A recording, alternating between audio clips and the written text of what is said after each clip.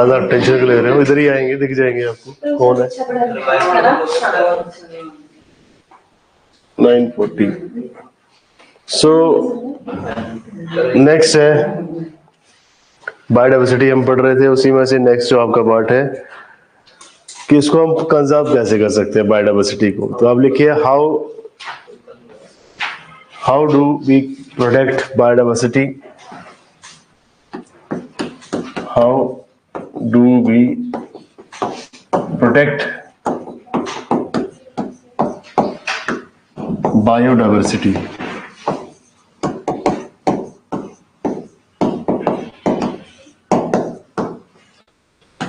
कि हम बायोडाइवर्सिटी को कैसे प्रोटेक्ट कर सकते हैं, कैसे इसका संरक्षण कर सकते हैं।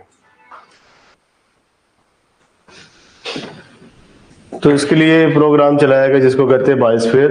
तो बायोस्फीयर रिजर्व्स बहुत सारे बनाए जाते हैं गवर्नमेंट की तरफ से, और ये प्रोग्राम वैसे यूनेस्को का है।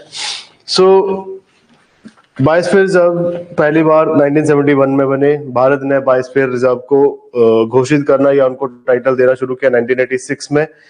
सो ये इंटर गवर्नमेंटल साइंटिफिक प्रोग्राम है जहां पे मेन फोकस क्या है कि लोगों को और एनवायरनमेंट को दोनों को बचाया जा सके। तो बायोस्फीयर रिजर्व यहाँ पे बनाए गए।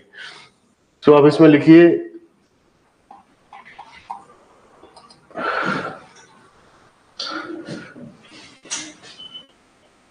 How do we protect biodiversity. इसमें लिखिए biosphere reserve programme of UNESCO, biosphere reserve programme of UNESCO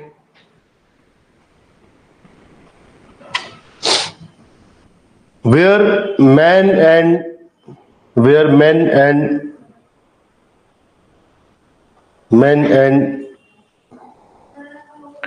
biosphere are conserved, men and biosphere are conserved.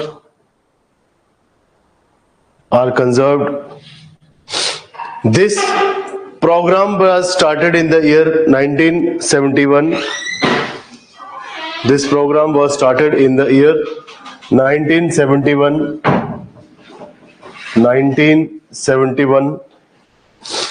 India joined it in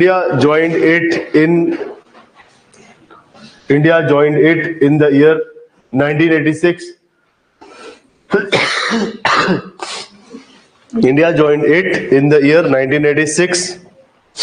Full stop. It is a intergovernmental scientific program.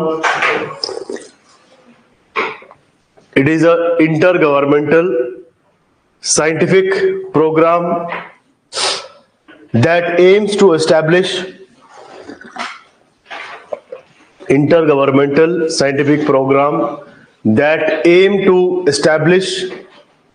a basis of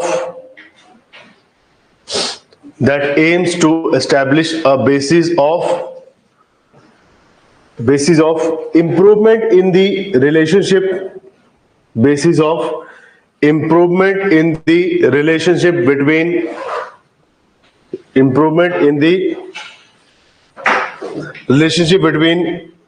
people and the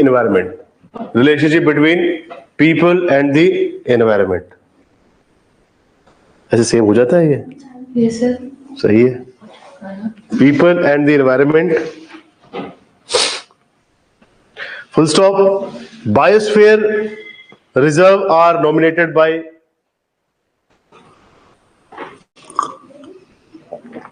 आपके पास क्या है sir? मैं लिखता नहीं उस पे। मैंने भी रिसेंटली स्टार्ट किया। अच्छा, ये सॉफ्टवेयर है, कोई ऐप है? नोट शेल। अरे नोट शेल। सही है। बैठो।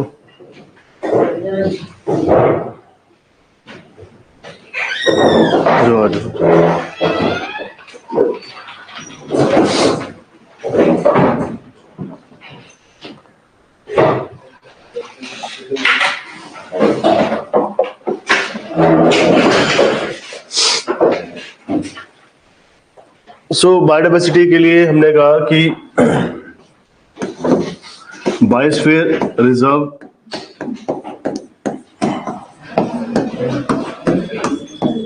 जो कि यूनेस्को का एक प्रोग्राम है जिसमें हम human and environment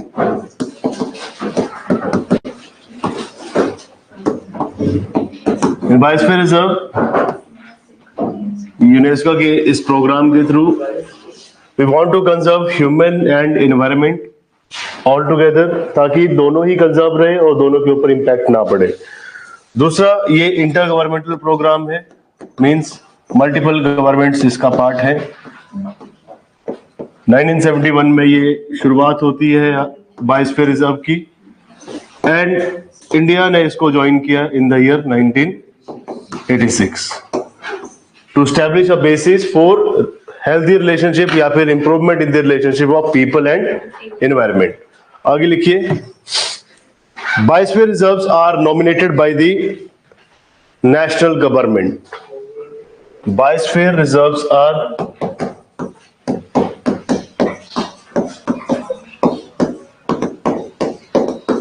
nominated by the national government. तो केंद्र की जो सरकार होती है या आपकी सेंट्रल गवर्नमेंट जो है वही इसको नॉमिनेट करती है। नॉमिनेट मींस इसका नामांकन किया जाता है कि ये जो नेशनल पार्क है या फिर कोई भी आपका कंजर्वेशन रिजर्व है उसको बायोस्फीयर रिजर्व का दर्जा दिया जा सकता है, टाइटल दिया जा सकता है। फॉर एग्जाम्पल, आगे लिखिए, for example government of India under, for example government of India under wild life protection act 1972, government of India under wild life protection act 1972 nominates some conservation reserves, nominates some conservation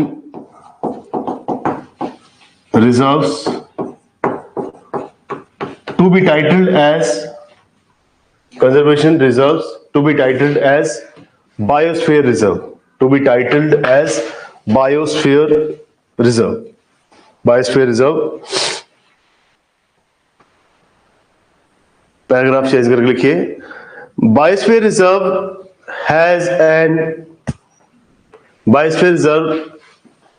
an international status, biosphere reserve has an international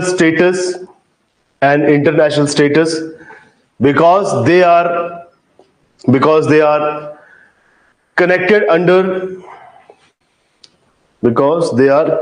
under Biosphere Reserve has an international status because they are connected under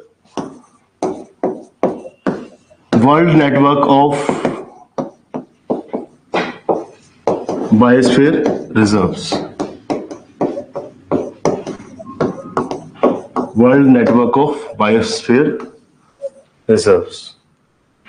So they have international status because इनको पूरे world में जितने भी आपके biosphere reserve है उनके network के साथ जोड़ा जाता है, मतलब इनका भाई उसी सूची में उसी लिस्ट में नाम होता है। दैट इज वाई ये इस नेटवर्क के साथ जुड़े होते हैं, इनका इंटरनेशनल स्टेटस होता है। फॉर एग्जांपल आपकी वेटलैंड्स है, वेटलैंड्स भी आपका एक इंटरनेशनल नेटवर्क है, पूरे वर्ल्ड में जितने भी वेटलैंड्स है उसमें भारत के वेटलैंड का भी नाम आता है। सो एक टाइप से इसका एक इंटरनेशनल स्टेटस है।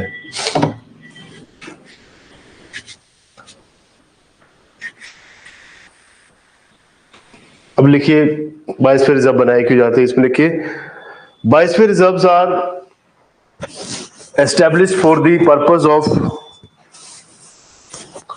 Biosphere reserves are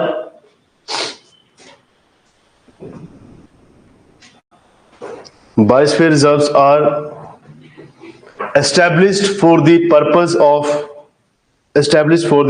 of conservation, research and development,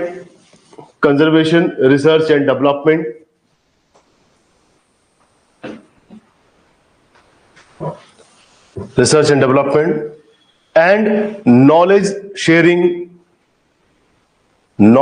sharing purpose, knowledge sharing purpose. तो इसका काम क्या है? To protect the human environment, flora fauna को बचाना, ह्यूमंस को कंजर्व करके रखना एक ही कम्युनिटी रिजर्व की तरह।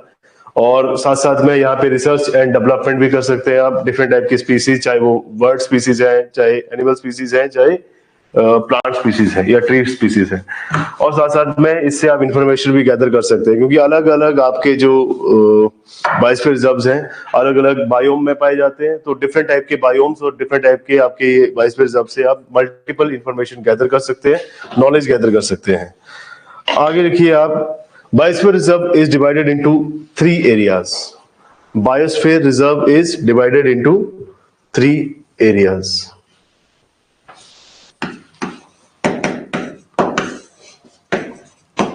Divided into 3 areas। तो फर्दर इनको क्लासिफाई किया जाता है 3 एरियाज में, दे आर सब डिवाइडेड। फर्स्ट लिखिए core area, first is core area.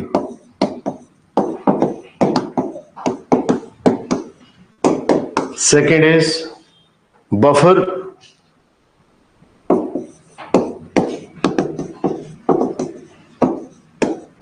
buffer zone, and last is transition।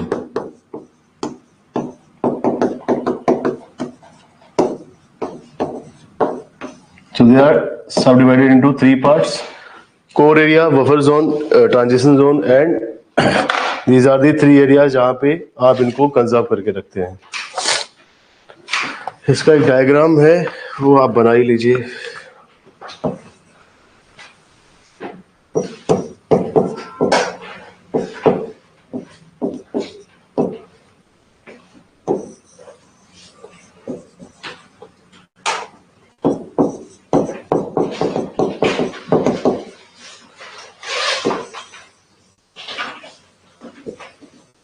Means 3 layers में यहाँ पे प्रोटेक्शन दिया जाता है। So last is transition,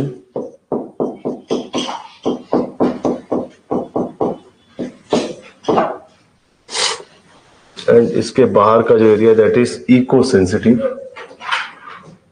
this is ESZ, इसको कहेंगे इको सेंसिटिव।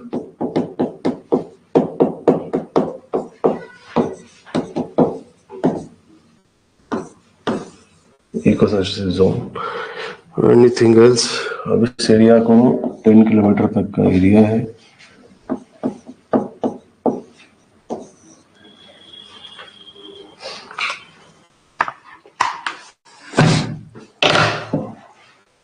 पहला वैसे बनाइए। सबसे बीच का जो area that is core area, means यहाँ पे सबसे ज्यादा आपको हाई बायोडाइवर्सिटी देखने को मिलेगी। यहाँ पे ऐसी स्पीसीज होंगी जो कि क्रिटिकली एंडेंजर्ड है, वल्नरेबल है, या फिर एंडेंजर्ड है। उसके बाहर का जो area, this is buffer area. Buffer area में आपको नॉर्मल जो स्पीसीज जो बहुत बिग नंबर में पाई जाती है, लार्ज नंबर में, जो कि इजीली अवेलेबल है, रेडली अवेलेबल है हर जगह पे। लास्ट है ट्रांजिशन एरिया। ट्रांजिशन एरिया का मतलब क्या है कि आउटसाइड आपका इन्वायरमेंट है उसके साथ भी इसका कहीं ना कहीं इंटरेक्शन होता रहता है। तो ट्रांजिशन एरिया का मतलब क्या है? जहां पे बायोस्फीयर का बाहर के इन्वायरमेंट के साथ में टच है। बफर एरिया जहां पे कॉमनली जो स्पीसीज पाई जाती है, फॉर एग्जांपल कैटल है ना, कुछ एक चीजें आप देखते हैं जो कि नॉर्मली पाई जाती है, राइट।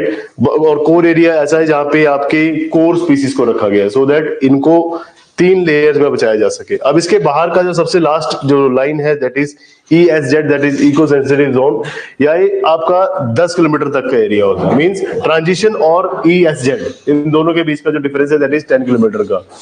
अब इको सेंसिटिव का मतलब क्या है? यहाँ पे इको सेंसिटिव का मतलब ये है कि यहाँ पे कोई भी ऐसी एक्टिविटी या कोई भी ऐसा प्रोजेक्ट नहीं लगाया जा सकता। फॉर एग्जाम्पल कोई यहाँ पे स्कूल, कॉलेज, हाईवे, रेलवे या कोई एयरपोर्ट, कोई भी कंस्ट्रक्शन एक्टिविटी इस 10 किलोमीटर के एरिया के अराउंड नहीं होगी। अदरवाइज जो आपका इकोलॉजी है वो यहाँ पे डिस्टर्ब हो सकता है। दैट इज वाई इसका नाम इन्होंने रखा है इको सेंसिटिव। मींस इकोलॉजिकली ये सेंसिटिव एरिया है। अगर यहाँ पे कोई भी किसी भी प्रकार की कमर्शियल एक्टिविटी होती है, कोई भी कंस्ट्रक्शन एक्टिविटी होती है, that can hamper transition, buffer and core area, तीनों को ही। तो उसमें आपने तीनों के बारे में लिखना है, बट सबसे पहले आप लिखिए इको सेंसिटिव के बारे में। ESZ, इको सेंसिटिव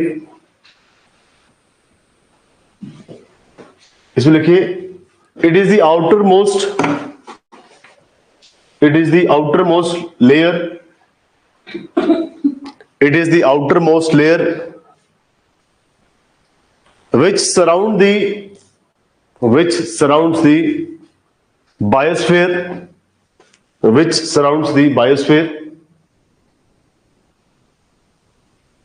आगे लिखिए there is a continuous interaction between eco-sensitive and transition area. There is a continuous interaction between eco-sensitive and transition area.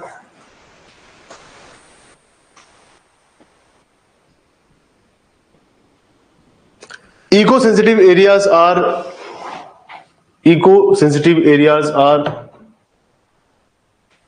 prohibited for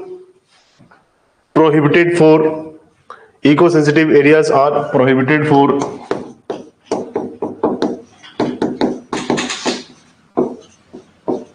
any type of commercial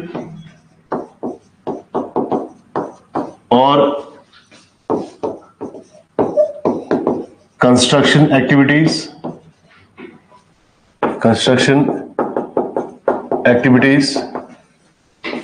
because it can hamper HAMPER because it can hamper the survival of flora fauna inside. It can hamper the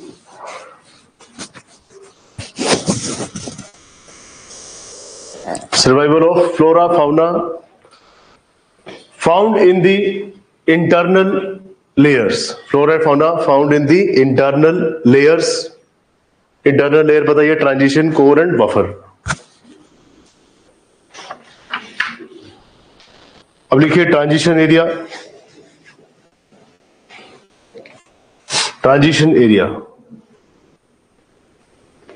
Transition. तो ये first, second, third and this is fourth. So अब आप internal जा रहे हैं. Transition में लिखिए it is a area of cooperation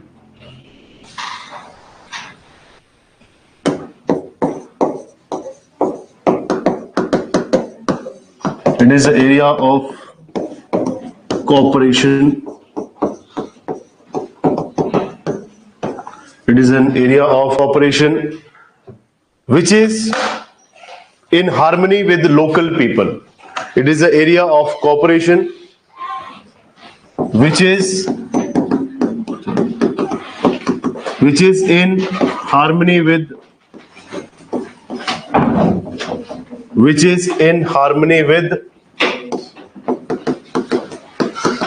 the local population.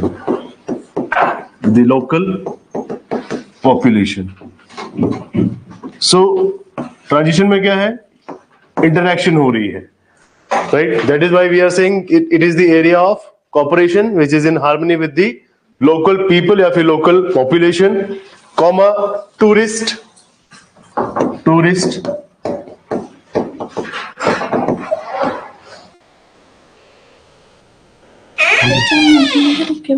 बना दो. Tourist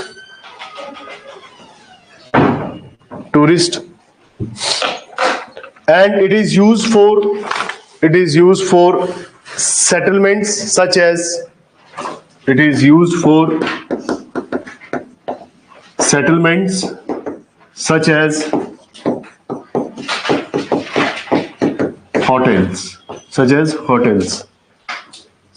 hotels, comma intensive recreation.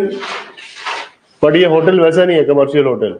ये होटल है जैसे डीएफओ साहब का. फॉर एग्जांपल अगर आप आईएएस के साथ में भर देते हैं, इंडियन फॉरेस्ट सर्विस भी है ना, तो आपको किसी घने जंगल में वहां पे एक फॉरेस्ट ऑफिसर्स ने खुद का एक हट बना रखा होगा. कई बार वो उसको एज अ टूरिज्म भी यूज करते हैं, बट ये इकोलॉजिकली या इको फ्रेंडली होते हैं, राइट। यहाँ पे ज्यादा कंक्रीट नहीं यूज की जाती, ज्यादा जंगल को नहीं काटा जाता, डिपेंडिंग अपॉन जैसे ट्री या ट्री के ऊपर ही बना देंगे होटल, है ना, जिसको आप ट्री हाउस कहते हैं, तो वैसी चीजें बनाई जाती हैं। ये होटल का मतलब ये नहीं है कि बहुत बड़ा होटल है जहाँ पे पार्किंग फैसिलिटी दी जा रही है, स्पीकर बजाए जा रहे हैं, not like that. So settlement such as hotels comma intensive recreation, intensive recreation, intensive recreation and tourism agriculture, tourism agriculture, tourism agriculture and other related activities, and other related activities। तो simple इसमें ये कह रहे हैं कि biosphere reserve के बीच में आपके पास एक है eco sensitive area, then transition area. Eco sensitive जो है सबसे आउटर लेयर है, देन ट्रांजिशन। ट्रांजिशन में हम कह रहे हैं कि this is the area of corporation, means यहाँ पे लोकल कम्युनिटी जो है वो बायोस्फीयर रिजर्व के साथ जुड़ी हुई है। टूरिस्ट यहाँ पे आ सकते हैं रिक्रिएशन के लिए। फॉर एग्जांपल जिम कॉर्बेट की बहुत सारी यूट्यूब पे वीडियोस पड़ी हैं जहाँ पे लोग जो है वो सफारी करने जा रहे हैं ना, जंगल सफारी, तो उसमें ओपन जीप्स में जाते हैं, गाड़ियां लेके जाते हैं लोग, उन गाड़ियों की आवाज भी नहीं होती, इंश्योर किया जाता है कि वो सीएनजी से चले instead of petrol. Also silent vehicle होने चाहिए, उसकी ज्यादा आवाज नहीं आनी चाहिए। जो लोग जाते हैं उनको भी कहा जाता है कि आपने चिल्लाना नहीं है, चुप रहना है, आराम से सामने जब भी कोई आएगा, मतलब पहले ही उनको ट्रेनिंग दी जाती है कि आपने जब नेशनल पार्क के अंदर जाना है तो नेशनल पार्क के अंदर जानवर बन के नहीं जाता, प्रॉपर इंसान बन के जाना है ना, अदरवाइज जानवर समझ लेगा अपने आप को आप ही का एक मित्र और आपको साथ ले जाएगा। नेक्स्ट है सेटलमेंट। होटल्स यहाँ पे हो सकते हैं, जैसे फॉरेस्ट डिपार्टमेंट ने खुद से बना रखे होंगे हट्स, जहाँ पे आप, इस होटल का मतलब ये नहीं कि आप यहाँ पे स्टे करेंगे, एक टाइप से इन्होंने होटल इसमें मेंशन किया है, मींस यहाँ पे आप रुक सकते हैं दिन के समय, यहाँ पे चाय नाश्ता एनीथिंग आपको दिया जाएगा, बट ये एरिया थोड़ा सेफ होगा। मींस यहाँ पे प्रीडेटर स्पीसीज कम होंगी, जैसे हिरन देख सकते हैं आप, यहाँ पे नियर बाय डियर चल रहे हैं या फिर वाइल्ड डॉग घूम रहे हैं, तो ऐसी चीजें आपको देखने को मिलेंगी। इंटेंसिव रिक्रिएशन का मतलब क्या है कि यहाँ पे आप फॉर एग्जांपल कुछ एक रिसर्च के लिए भी जाते हैं, तो रिक्रिएशन एक्टिविटी का मतलब ये होता है कि जहाँ पे आप कुछ एक चीजें स्टडी करने के लिए जा रहे हैं, तो इंटरनली आप इंटेंसिव रिक्रिएशन का मतलब है कि उसी बायोस्फीयर के अंदर रहकर आप काफी चीजें सीख सकते हैं। एंड टूरिज्म एग्रीकल्चर का सिंपल मीनिंग है, ये प्लांटेशन की बात कर रहे हैं। मान लीजिए आपकी ट्रेनिंग हो रही है, साथ साथ में आपके साथ कोई आईएफएस भी है ना, फॉरेस्ट सर्विस, आपकी मित्रता हो गई। अब मित्र कह रहे हैं कि आइए कभी हमारे जंगल, है ना, आप तो कहेंगे आइए हमारे कभी डिस्ट्रिक्ट, अब आप डिस्ट्रिक्ट बुलाएंगे, जैसे आपने बोला कि आइए कभी जलंधर, आपको जलंधर की चाय पिलाते, वो बोलेंगे कभी आइए हमारे यहाँ जिम कॉर्बेट, शेर से मिलाते हैं तो वहां पे अगर आप जाएंगे तो आपसे फिर वो ट्राई करेंगे कि प्लांटेशन भी करवाते हैं। जैसे कि आज का जो दिन है ना, आज के दिन क्या हुआ, वैलेंटाइन हुआ, दूसरा क्या हुआ, पुलवामा अटैक हुआ। जिस दिन पुलवामा हुआ उस दिन प्रधानमंत्री जी कहाँ थे, जम्मू कश्मीर में नहीं थे, प्रधानमंत्री नेशनल पार्क में थे, और नेशनल ज्योग्राफिक में उनके साथ इंटरव्यू चल रहा था। किसका, कौन है वो, कौन है वो जो वाइल्ड बहुत सारी वीडियोस बनाता है, उसका नाम नहीं, ब्रिल क्या नाम है उसका, हाँ, उसके साथ मोदी जी की शूटिंग चल रही थी नेशनल पार्क में, है ना। अब नेशनल पार्क में उनकी शूटिंग चल रही थी वहां पे, और इतना बड़ा अटैक हो चुका था, लोगों ने बहुत ट्रोल किया कि मोदी जी ने फोन नहीं उठाया, मोदी जी ने कोई प्रतिक्रिया नहीं दी। अरे नेशनल पार्क में फोन आपके जब्त हो जाते हैं, है ना, तो फोन आप वहां पे यूज नहीं कर सकते, टेरिटरी में कई जगह पे सिग्नल ही नहीं आता है, तो ऐसी सी बातें भी होती हैं। सो वहां पे प्लांटेशन करवाई जाती है, जैसे कि अब मोदी जी हैं, है ना, पब्लिकली बहुत फेमस है, तो उनको कहेंगे कि आप जाते समय एक सागवान का पेड़ लगा के जाइए, उसके नीचे प्रधानमंत्री मोदी जी की वो लगाई जाएगी, है ना, नेम प्लेट लगाई जाएगी कि मोदी जी ने उगाया। तो वैसे अगर आपके कोई मित्र होंगे तो आपका नाम लिखाएंगे वो कि आप आए थे किसी दिन, यहाँ पे साल ट्री लगा के गए हैं, चंदन का ट्री लगा के गए हैं, है ना। सो यहाँ पे टूरिज्म एग्रीकल्चर भी होता है, मतलब एक टाइप से आपसे पौधे भी लगवाए जाते हैं।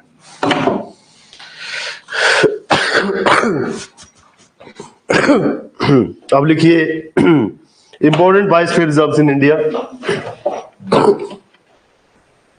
Important biosphere reserves in India.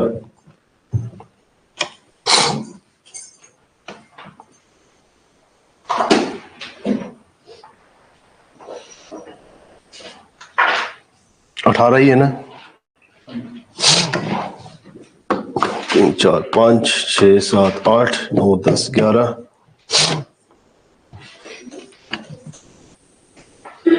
नहीं, 1 2 3 4 5 6 7 8 9 10 11 12 13 14 15 16 17 18। हाँ 18 ही है। एक आध प्लस तो नहीं हुआ, 18 ही है। सो आप लिखिए important biosphere reserves in India, bracket में लिखिए recognised by UNESCO. Important biosphere reserves in India.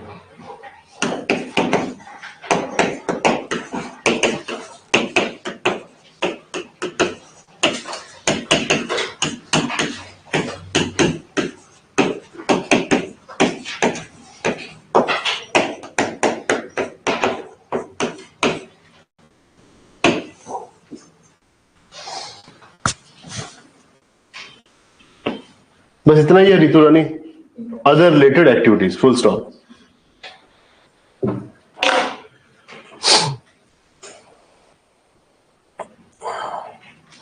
आपको लिखना है इनके बारे में, है ना? बीच बीच में एक्सप्लेन भी करेंगे कि कौन कौन। सबसे पहले first is Nilgiri biosphere reserve.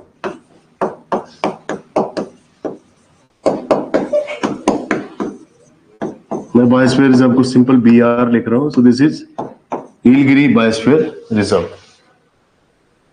कहां पे है ये?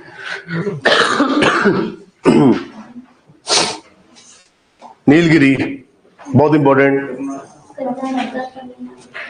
नीलगिरी क्यों इंपॉर्टेंट है? 3 चीजों के लिए इंपॉर्टेंट है। नीलगिरी, पहले नीलगिरी एक प्लांट है। अरे नीलगिरी सच में एक प्लांट है, फूल है, नील कुरुंजी, है ना, जो कि 12 साल बाद खिलता है और पूरी पहाड़ियां नीली हो जाती हैं, ब्लू कलर की, है ना, इसीलिए इसको बोलते हैं नीलगिरी। नीलगिरी मीन्स, गिरी का मीन्स पहाड़, नील मीन्स वहां पे एक प्लांट है नील कुरुंजी, जो कि 12 साल बाद ब्लूम करता है, 12 साल बाद खिलता है। उसके बाद उसके पौधे के जो प्लांट्स है, सॉरी फूल है, वो पूरे के पूरे ब्लू कलर के, that is Nilgiri. Nilgiri is the point where Western Ghat and Eastern Ghat meet each other, जहां पे वेस्टर्न घाट ईस्टर्न घाट दोनों एक दूसरे के साथ मिलते हैं। नीलगिरी के ऊपर एक, नीलगिरी के साथ में एक और, नीलगिरी की सबसे ऊंची चोटी का नाम बताइए। Highest peak of Nilgiri.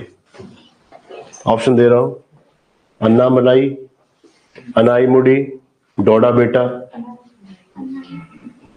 Annamalai हिल जो है उसी की ऊंची चोटी का नाम है अन्नामुडी, अनाईमुडी। और डोडा बेटा जो है वो नीलगिरी की सबसे ऊंची चोटी है। या फिर आप कह सकते हैं आउट ऑफ एंटायर वेस्टर्न घाट सबसे ऊंची चोटी जो है वेस्टर्न घाट की, दैट इज डोडा बेटा, है ना। और ईस्टर्न घाट की सबसे ऊंची चोटी जो है दैट इज महेंद्रगिरी, महेंद्रगिरी। तो आप पहले इसमें लिखिए नीलगिरी बायोस्फीयर रिजर्व। इसमें लिखिए part of western Ghat, it is a part of western Ghats, part of western Ghats.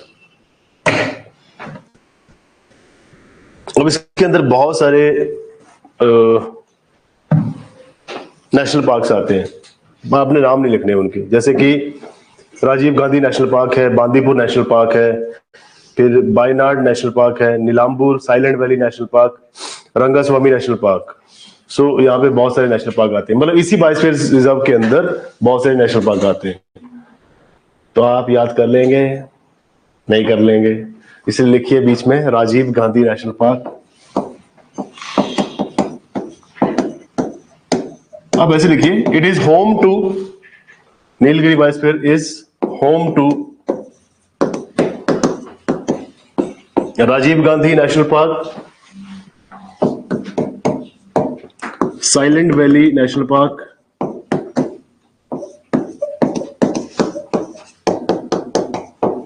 Silent Valley Rajiv Gandhi national park, Bandipur national park,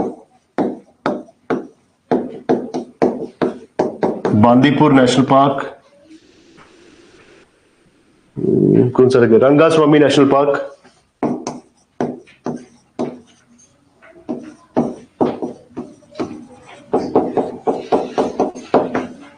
सो ये इसमें मतलब बायोस्फीयर रिजर्व इतना बड़ा होता है कि इसी के बीच में नेशनल पार्क आ रहे हैं, देख रहे हैं आप। So Rajiv Gandhi national park, silent valley national park, Bandipur national park, Rangaswamy national park, एक और है वेनाड नेशनल पार्क, ये वायनाड होगा यार, वायनाड वाइल्ड लाइफ सेंचुरी है, not national park.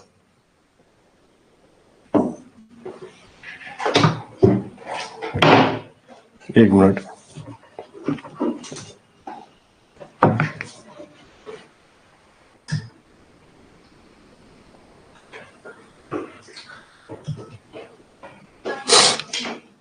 Wild life sanctuary है ये।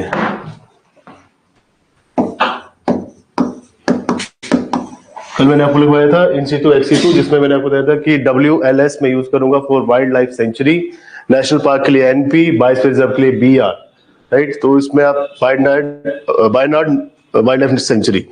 अब आपको ये पता करना है ये कौन कौन से स्टेट्स में है, दिस इज योर होमवर्क, है ना। तो आपने ये पता करना है कि कौन कौन से स्टेट्स में ये पाए जाते हैं, कि राजीव गांधी नेशनल पार्क कहाँ पे, साइलेंट वैली कहाँ पे, बांदीपुर नेशनल पार्क कहाँ पे, Rangaswamy and Wayanad wild life sanctuary. Wayanad आपको पता है केरला में, उसके अलावा आप पता करिए।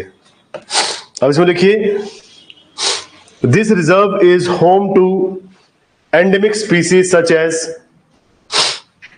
This biosphere reserve is home to endemic species, endemic means only found in this region, this geographical region, is home to endemic species such as Nilgiri tahar, Nilgiri tahar।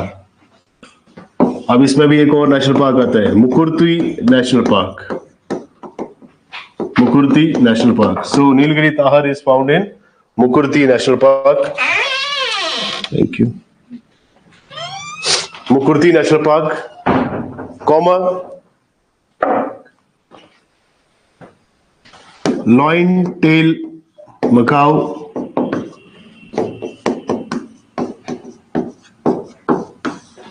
Lion tail macaque, Malabar civet, Malabar civet, Malabar civet, Nilgiri leaf monkey, Nilgiri leaf monkey. मैं आपको pictures दिखाता हूं आज इसकी, कोई बात नहीं। Nilgiri leaf monkey, Malabar giant squirrel,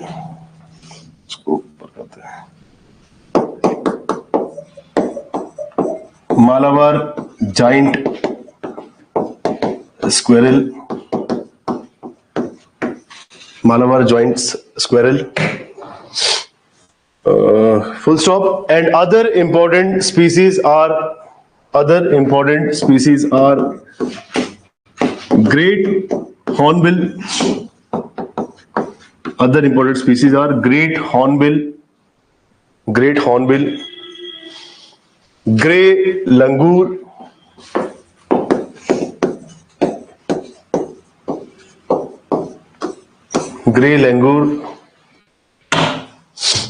full stop। It is also home to some special tribes, such as Irula, IRULA।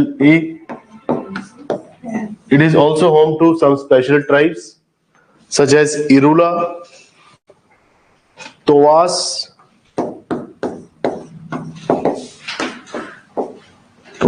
and last है Kurumba and Kurumba। तो यहाँ पे कुछ एक जनजातियां भी पाई जाती हैं, ट्राइब्स भी पाई जाती हैं, Irula, Todas and Kurumba. All these tribes speak Dravidian language. All these tribes speak Dravidian language.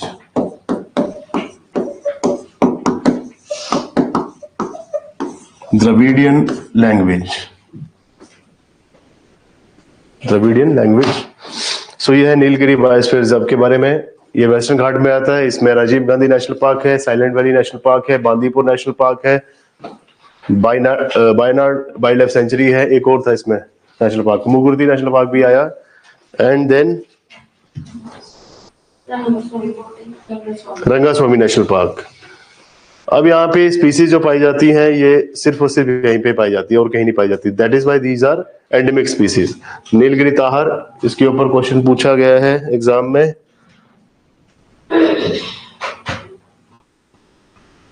Nilgiri Tahir के ऊपर क्वेश्चन पूछा गया है। एंडेमिक स्पीसीज में अगर हम बात करें, लॉइन टेल मकाऊ के ऊपर क्वेश्चन पूछा गया है। This one great hornbill festival होता है यहाँ पे, ये इंपॉर्टेंट है। ग्रे लंगूर, नीलगिरी लीफ मंकी नहीं पूछा है। मालाबार जाइंट स्क्वेरल के बारे में पूछा गया है। बाकी ट्राइब्स है, डिपेंड करता है क्वेश्चन पूछा जाए इसके ऊपर। सो द्रविडियन ट्राइब यहाँ मतलब द्रविडियन स्पीकिंग ट्राइब है, Irula, Todas and Kurumba. Next second देखिए, second biosphere reserve. Second gulf of Mannar, बहुत इंपॉर्टेंट है ये भी। Gulf of Mannar biosphere reserve. Gulf of Mannar biosphere reserve, इसमें लिखिए it includes the part of India and Sri Lanka. It includes the part of India and Sri Lanka. तो कुछ भाग भारत का, कुछ भाग श्रीलंका का मिलाकर इसको बनाता है gulf of Mannar biosphere reserve. So इसमें इंडिया एंड श्रीलंका के दोनों ही पार्ट्स हैं। So it includes the part of India and Sri Lanka and it is famous for corals, coral reef. It is famous for corals. तो अगर आपको कोरल साइट सीइंग करनी है तो उसके लिए gulf of Mannar. Leather back turtle,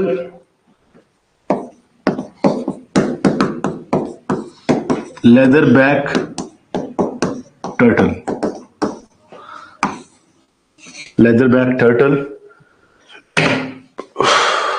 and dugong, DUGONG and dugong.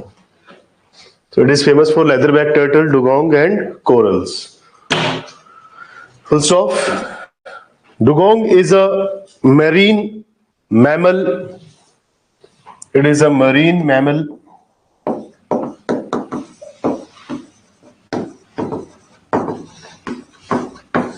It is a marine mammal which have small eyes, so that it has small eyes, so that it is well adjusted to the, it has small eyes so that it is well adjusted to the turbid conditions, well adjusted to the turbid conditions. Turbid conditions means mud like या फिर muddy conditions, मतलब ये मिट्टी में, या फिर आप कह सकते हैं मडी इज, मड को कुछ क्या कहते हैं, क्या होता है हिंदी में मीनिंग मड का? कीचड़। हाँ, ये कीचड़ में भी रह सकता है। Very good. टर्बिड कंडीशंस, तीसरी इसकी छोटी आइज है। Full stop. In India it is found in the gulf of Kutch. In India it is found in the Gulf of Kutch, Gulf of Mannar. In India, it is found in Gulf of Kutch.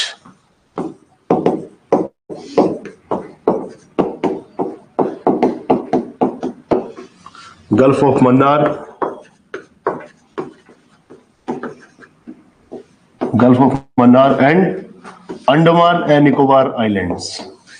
And Andaman and Nicobar Islands.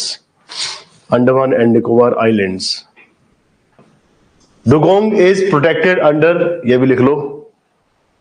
Dugong is protected under Schedule first of Wildlife Protection Act 19. Dugong is protected under Schedule first of Wildlife Protection Act 1972. Wildlife Protection Act 1972. तो ये protected है. अब मैं आपसे question पूछता हूं. For example, मेरे घर के पास में एक बायोस्फीयर रिजर्व है, या फिर एक नेशनल पार्क है, या फिर वाइल्ड लाइफ सेंचुरी, एनीथिंग, मतलब है रिजर्व, किसी भी प्रकार का रिजर्व हो सकता है वो, चाहे वो नेशनल पार्क है, वाइल्ड लाइफ सेंचुरी है, या फिर बायोस्फीयर रिजर्व है, या फिर मैं कह सकता हूँ कि बायोडाइवर्सिटी हॉटस्पॉट में रहता हूँ मैं. मान लीजिए मेरा घर वेस्टर्न घाट पे है.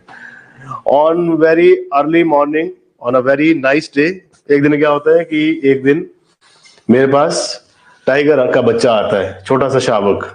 अब मैं पहले उससे डरता हूँ, बट वो मेरे डॉग्स के साथ खेल रहा है, तो मुझे डर नहीं लगता है कि इनको भी कुछ नहीं कर रहा है. बट मैं ट्राई कर रहा हूँ कि उसको मैं छोड़ के आ जाऊँ, फिर वापस आ जा रहा है. अब धीरे धीरे उसकी आदत बन गई कि डेली आना है, मैं उसको कुछ ना कुछ खिला देता हूँ, फिर आता है, वहीं पे रहता है. अब उसको आदत क्या पड़ गई, जहाँ पे डॉग बैठते हैं वहीं पे बैठा रहता है. And over the period of time मेरे को भी आदत पड़ जाती है कि ठीक है यहीं रहता है ना. और किसी दिन वो अब घर के अंदर रहना भी शुरू कर दिया, बहुत बड़ा हो चुका है ना. जैसे मैं कुत्तों को नहला रहा हूँ, उनको केयर कर रहा हूँ, वैसे उसकी केयर कर रहा हूँ, है ना. अब किसी दिन क्या होता है कि एक नहीं, दो नहीं, मेरे पास मल्टीपल टाइगर्स इकट्ठे हो जाते हैं, और उनको किसी से डर ही नहीं है. ऐसे लोग हैं जिनके पास टाइगर रहते हैं क्योंकि they are used to it. Mowgli ही नहीं, उसके अलावा भी बहुत सारे लोग थे. तो अभी किसी दिन मेरे पास फॉरेस्ट डिपार्टमेंट की तरफ से सम्मन आता है कि आप पेश हो जाइए, आपके पास बहुत सारे एनिमल्स हैं, है ना, और जिनको आप मतलब एक तो ब्रीडिंग में लगा रखा है हमने को, प्रोटेक्टिव, या फिर आप कहते हैं कैप्टिव ब्रीडिंग कहते हैं इसको, कि इंटरनली उसको आप किसी एक एरिया के अंदर रख रहे हैं और उनको आप ब्रीड करना चाहते हैं, बट आप उनको क्या कर रहे हैं, उनकी फूड चेन खराब कर रहे हैं. किसी ने मेरी पिक्चर ले ली कि मैंने पिज्जा ही खिला दिया उसको, है ना, या फिर मैंने उनको कुछ ना कुछ ऐसी डाइट दे दी जो कि उनकी डाइट है नहीं एक्चुअल में. अब समन आता है तो मुझे कौन से एक्ट के थ्रू मतलब ये जेल में डालना चाहेंगे? Wild life protection act, forest right act, environment protection act, या फिर मिनिस्ट्री ऑफ एनवायरमेंट का कोई भी एक्ट, मतलब अपनी मर्जी से कुछ भी उन्होंने नोटिस भेज दिया. सो वाइल्ड लाइफ प्रोटेक्शन एक्ट लगना चाहिए, फॉरेस्ट राइट एक्ट लगना चाहिए, या फिर एनवायरमेंट प्रोटेक्शन एक्ट लगना चाहिए, या फिर एनोनिमस कुछ भी एनजीटी ने भेज दिया, इसमें वाइल्ड लाइफ प्रोटेक्शन एक्ट ही लगेगा. फॉर एग्जाम्पल, आप जंगल से कोई भी प्रकार की चोरी कर रहे हैं, जैसे नीलकुरिंजी काटने चला गया मैं, है ना, अर्ली मॉर्निंग क्या किया, गमछा बांधा, चलो आज नीलकुरिंजी काटते हैं. या फिर जैसे पुष्पा कर रहे हैं अपनी मूवी में, है ना, शेषाचलम वाइल्ड लाइफ सेंचुरी के बीच में, जिसे आप कहते हैं शेषाचलम ही है ना, शेषाचलम ही है. शेषाचलम नेशनल पार्क में क्या कर रहा है, वो पूरे का पूरा रेड चंदन काट रहा है. तो कौन सा एक्ट लगेगा? Wild life protection act, forest right act, क्योंकि फॉरेस्ट प्रोड्यूस को आप खराब कर रहे हैं. अब मैंने क्या कर रखा है कि मेरे खेत हैं, खेतों के बीचों बीच मैंने इंडस्ट्री लगा दी, तो कोई इन्वायरमेंट क्लियरेंस नहीं लिया क्योंकि वहां का मैं एमएलए हूं या फिर मैं एमपी हूं, तो फिर इन्वायरमेंट प्रोटेक्शन एक्ट. किसी भी प्रकार का एफिलेंट में छोड़ रहा हवा में. सो ये तो कुछ एक ना लिमिटेड सी बातें होती हैं, तो कई बार आपसे पूछी जा सकती हैं. जब भी आप फॉरेस्ट में प्रोड्यूस होने वाली नेचुरल चीजों को चोरी कर रहे हैं तो forest right act. For example, कुछ एक ऐसे आपके फॉरेस्ट प्रोड्यूस है जिनको चोरी किया जाता है एवरीडे. फॉर एग्जाम्पल, लकड़ी काटने गए और लकड़ी काट के ले आए, तो वो भी चोरी है. फॉरेस्ट गार्ड आपको फॉरेस्ट राइट एक्ट के अंदर बोलेगा कि इसने यहाँ पे फॉरेस्ट प्रोड्यूस को एंड किया है. या किसी भी वाइल्ड लाइफ को, फॉर एग्जाम्पल, वो चाहे खुद ही आ रहा हो बट आप उसको घर पे नहीं रख सकते, है ना. फिर आपको अपने घर के नियर बाय एक बाउंड्री बनानी चाहिए ताकि वो अंदर ना आ सके, आपका फूड ना खाए, आपकी बकरी ना खाए, नहीं तो उनकी फूड चेन खराब हो जाएगी. एक को अगर बीमारी फैल गई तो सारे के सारे फूड चेन उनके खराब हो जाएगी. ऐसे हुआ है, लोगों ने फूड चेन में कुछ एक चीजें चेंज की. फॉर एग्जांपल, जैसे हम कहते हैं ना सेंटिनल स्पीसीज, मैंने आपको कराया है, दैट्स आदि स्पीसीज जो कि आइसोलेटेड रहती हैं, वो हमारी फूड चेन की तरह अडेप्ट नहीं कर चुकी। फॉर एग्जांपल मैं आपको कल ही बता रहा था कि जेनेटिक आपने देखा था डाइवर्सिटी, तो जेनेटिक डाइवर्सिटी हमारी हाई है, बट कुछ एक स्पीसीज जो है जैसे कि सेंटिनल ट्राइब जो है अंडमान निकोबार में, उनको अगर आप एकदम से कुछ मैदे की चीज खिला देंगे वो मर जाएंगे उसी से ही, क्योंकि उनका जो बॉडी सिस्टम है, उनका जो जेनेटिक डाइवर्सिटी है उतनी ज्यादा हाई नहीं है, तो इसलिए उनके पास जाना भी अलाउड नहीं है। इवन वो आने नहीं देंगे आपके पास। तीर कमान से उन्होंने कई लोगों को मारा भी है ना। कुछ एक फॉरेनर्स गए थे उनके पास रिसर्च के लिए। फिर लोग कहते हैं कि क्या फायदा है उनको आइसोलेट रख के, क्योंकि इतना ज्यादा लैंड एरिया है, फलाना है। अरे हमारे पास इतने ज्यादा आइलैंड्स हैं, किसी टाइम पे इंडियन गवर्नमेंट जितने भी आपके ये आर्मी से रिटायर्ड होते थे, जज रिटायर्ड होते थे, उनको प्लॉट देती थी, एक टाइप से फ्री में जमीन बांटती थी, ताकि अंडमान निकोबार में लोग इंडियन रहे, क्योंकि वो एरिया तब तक आपका नहीं हो सकता, तब तक आप क्लेम नहीं कर सकते किसी एरिया को, जब तक आपके लोग रहते नहीं है वहां पे। सो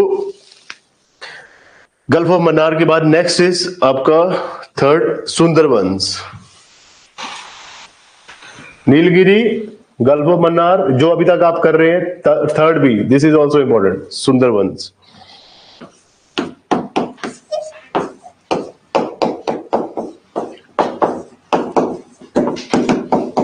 सुंदरबंस तो मल्टीपल टाइम आपने लिखा है।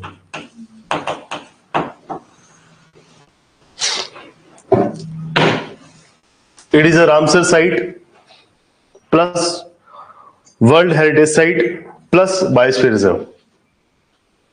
Simple, Sundarban is a Ramsar site, मतलब ये रामसर साइट भी है प्लस बायोस्फीयर रिजर्व भी है प्लस वर्ल्ड हेरिटेज साइट भी है। तो इसको तीनों ही टाइटल मिले हुए हैं। रामसर साइट का भी टाइटल है इसके पास, बायोस्फीयर रिजर्व का भी है एंड वर्ल्ड हेरिटेज साइट का भी है। वर्ल्ड हेरिटेज साइट को कभी लिखना है तो WHS शॉर्ट में। सो तीनों ही टाइटल्स इसके पास है। नेक्स्ट, एक कोल पावर स्टेशन है, that is Rampal coal power station. Rampal coal power station is causing threat. पहले इसके रामपाल कोल पावर स्टेशन पे ब्रैकेट में लिखिए बांग्लादेश, ये बांग्लादेश में है। आपको पता है सुंदरबंस को इंडिया एंड बांग्लादेश दोनों ही शेयर करते हैं, पूरा का पूरा इंडिया में नहीं है ये। So Rampal power coal power station Bangladesh is causing threat to Sundarban region, is causing threat to Sundarban's region, Sundarban's region।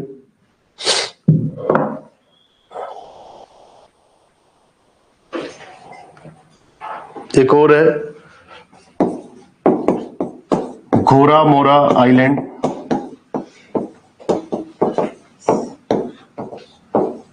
घोरा मोरा island is sinking due to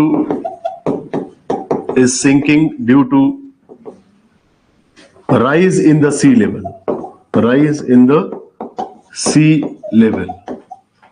तो एक घोरा मोरा करके आइलैंड है, यहाँ पे नाम ऐसा इसलिए क्योंकि बंगाली नेम है। सो घोरा मोरा island sinking due to rise in the sea level।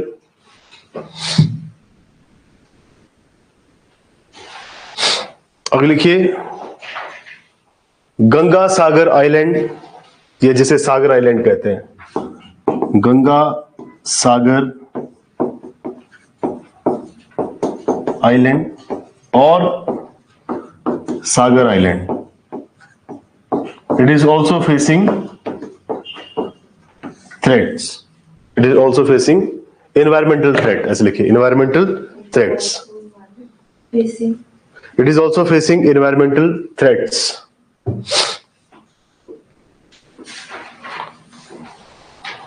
Next है Nanda Devi biosphere reserve, Nanda Devi biosphere reserve. Fourth,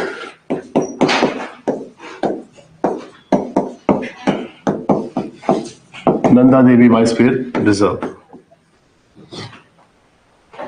Nanda Devi कहां पे? हिमालयस में है ना, mountain, Uttarakhand.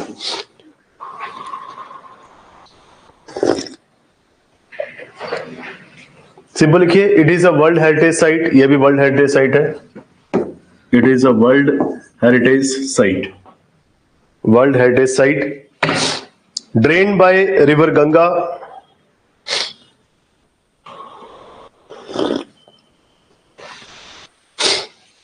Drained by River Ganga. It is famous for Valley of Flowers. It is famous for Valley of Flowers. कहाँ पे है? किसको कहते हैं Valley of Flowers? फूलों की घाटी, फूलनगर, फूलों की घाटी। अरे नैनीताल है, Nainital. Valley of Flowers, which lie totally in the alpine area. Which lie totally in the alpine area. एक फूल होता है, क्या कहते हैं उसको, कश्मीर में जो उगाया जाता है बहुत ज्यादा। नहीं, लिली नहीं, लिली नहीं, कुछ ट्यूलिप। हाँ, ट्यूलिप। तो यहाँ पे भी ट्यूलिप बहुत ज्यादा उगाए जाते हैं। Valley of Flowers mainly lie in the alpine area. The important species are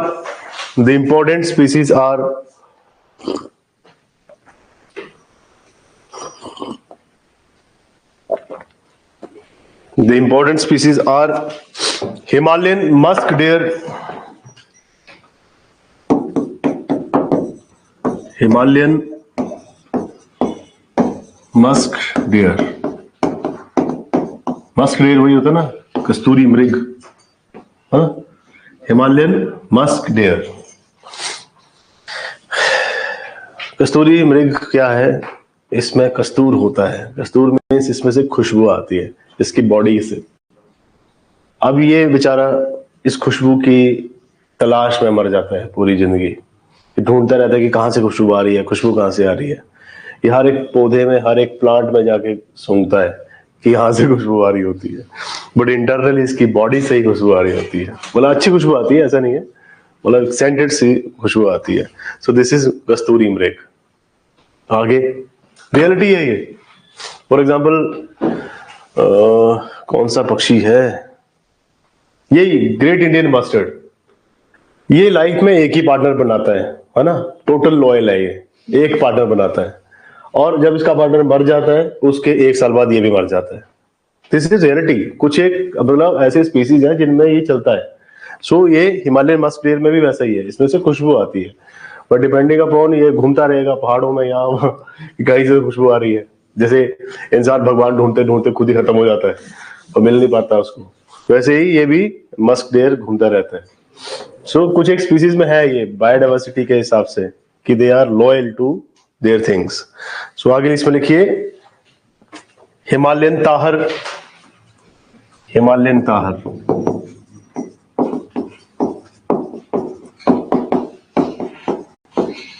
Himalayan tahr. Next है snow leopard, Himalayan black bear.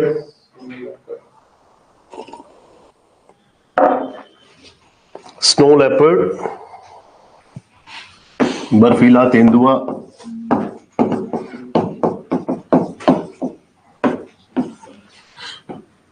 क्या था? Himalayan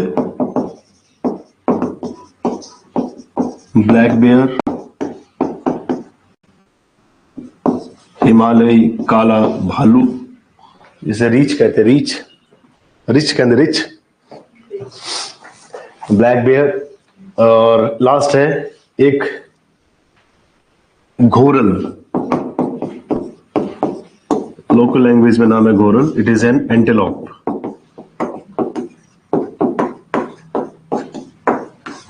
N antelope.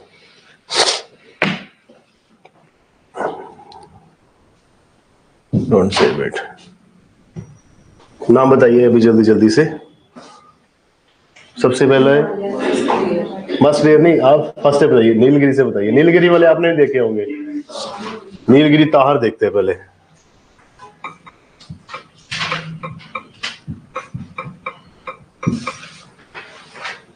नीलगिरी हो गया तो Nilgiri tahr. This is Nilgiri tahr, kind of बकरी। It is an ungulate that is endemic to the Nilgiri Hills, southern portion of the western and the eastern Ghat in the states of Tamil Nadu, Kerala, in the southern India. It is the only species in the genus, नाम लिख रखा है इसके kingdom का, related to sheep of a genus ovis. तो ये type से sheep है, नीलगिरी की पहाड़ियों में पाई जाती है, तो ऐसी दिखती है ये। एंडेमिक मतलब जो कि किसी स्पेसिफिक एरिया में पाई जाए, जैसे मान लीजिए जलंधर में पाई जाएगी कोई चीज तो जलंधर में पाई जाएगी, उसके अलावा कहीं और नहीं। नेक्स्ट बताइए, लॉइन टेल मकाओ है ना।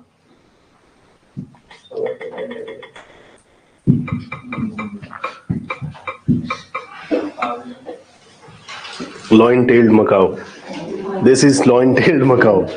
देखिए, lion tailed macaque also known as wanderoo, it is an old world monkey endemic to the western Ghats of south India. तो ऐसा मंकी है ये, याद रहेगा, लॉइन टेल्ड मकाओ।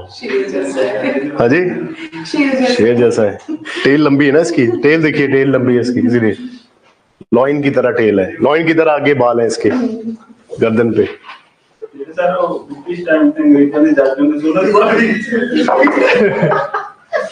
अरे वो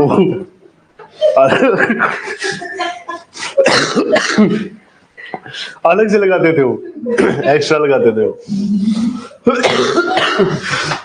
एग्जाम्पल बड़ा खतरनाक दिया आपने। नेक्स्ट है Malabar civet.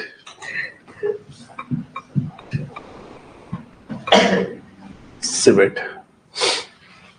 This is Malabar civet, considered nocturnal, so elusive that little is known about its biology and ecology apart from the habitat use. ये है मकाओ, मालाबार सिबेट, बिल्ली की प्रजाति है एक टाइप से। पैक करो इसको। Next, giant squirrel, leaf monkey देखना है।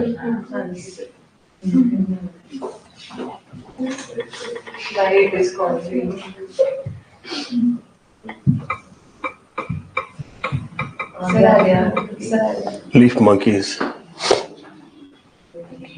ऐसे, ये देखिए छोटा सा बिल्कुल लीफ, कलर भी वैसा है लीफ के जैसा है ये। थोड़ी देर पहले नहीं, बहुत टाइम से है। तो वेस्टर्न घाट में वैसे मिलते रहते हैं नई नई स्पीसीज। मैंने आपको बताया हॉटस्पॉट, हॉटस्पॉट का मतलब क्या है, एवरी ईयर वहां पे सांप की प्रजाति मिलती है, कभी किसी कछुए की, कभी चूहे की। So these are the leaf monkeys. और बताइए,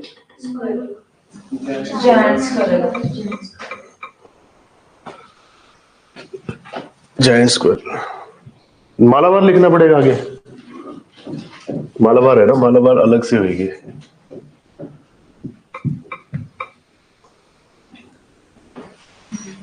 ये देखिए जायंट स्क्विरल, क्या होती है स्क्विरल? लेरी, इसका साइज बड़ा है। So the Indian giant squirrel और Malabar giant squirrel is a multi coloured tree squirrel species endemic to the forest and woodlands in India. Diurnal, arboreal, ये सब नहीं पढ़ना है आपने, सिंपल। This is giant squirrel. Different type के कलर्स हैं इसके, मल्टीपल कलर्स में ये आपको देखने को मिलेगी, ज्यादातर पेड़ों के ऊपर। अब है आपके पास हॉर्नबिल। नेक्स्ट है ग्रेट हॉर्नबिल। तो यहां से ग्रेट हॉर्नबिल देखिए,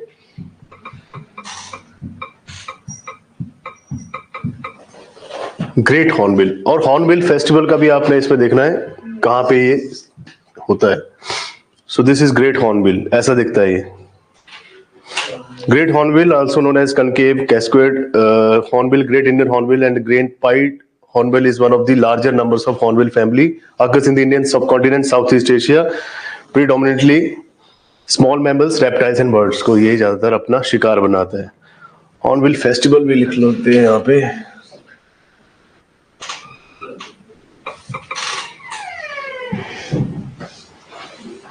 first December to 10 December hornbill festival हुआ, इसी पक्षी के नाम पे है।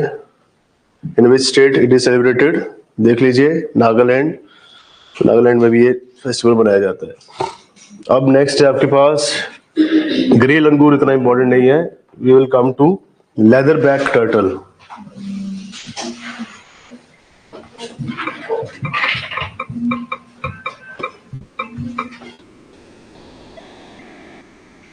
Next is leather back turtle. Leather backpack नहीं, बैकपैक ही आ गया तो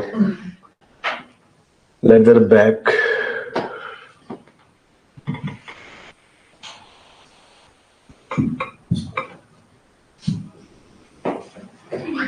इमेज पे जाइए, नोट यूपीएससी। ये है लेदर बैक टर्टल, टर्टल ही है बट इसका जो बैक है दैट इज लाइक कि आपको लेदर दिखेगा। इस पिक्चर ये सही है, ऊपर ही नहीं हो रहा अच्छे से बट ऐसा ही पिक्चर आएगा इसका। सो ये है leather back turtle, largest of the all living turtles and heaviest non crocodilian reptile found in the all oceans except Arctic and Antarctic. तो ये भी इसका फर्स्ट पॉइंट है कि सबसे बड़ा है जितने भी टर्टल आपको देखने को मिलते हैं जीवित, और सभी ओशियंस में पाया जाता है एक्सेप्ट आर्कटिक और Antarctic. In Asia their nest is only in Indonesia, Sri Lanka, Andaman and Nicobar Island. India population is restricted to Great and Little Nicobar Island. Wildlife protection act schedule 1 के अंडर इसको प्रोटेक्टेड रखा गया है। सो दिस इज नेक्स्ट कौन सा है? Dugong, sea horse भी कहते हैं इसको। सी काऊ, हॉर्स तो दूसरा है ना, हॉर्स भी है एक।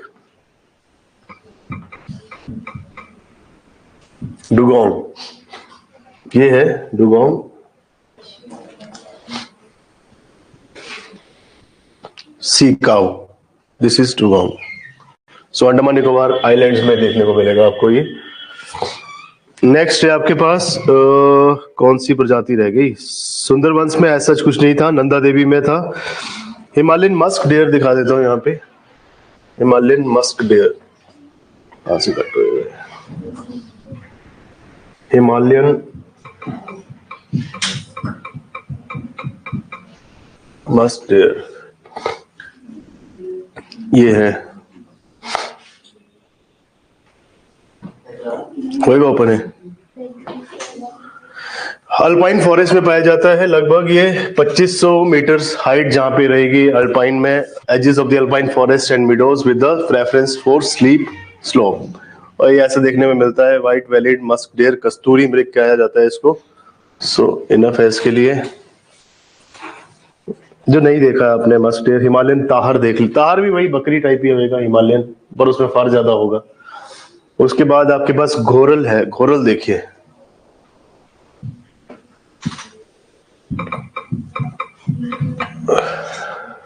दिस इज घोरल,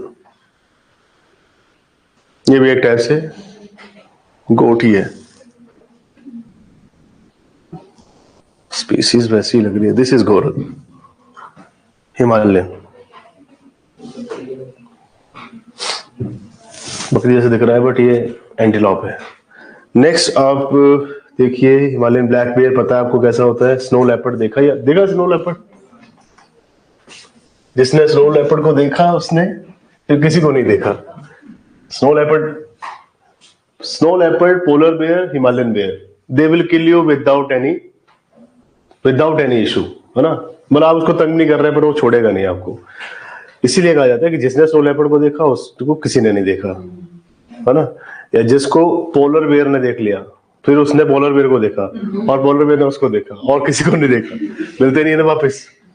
बहुत रेयर होता है स्नो लेपर्ड की पिक्चर क्लिक करना।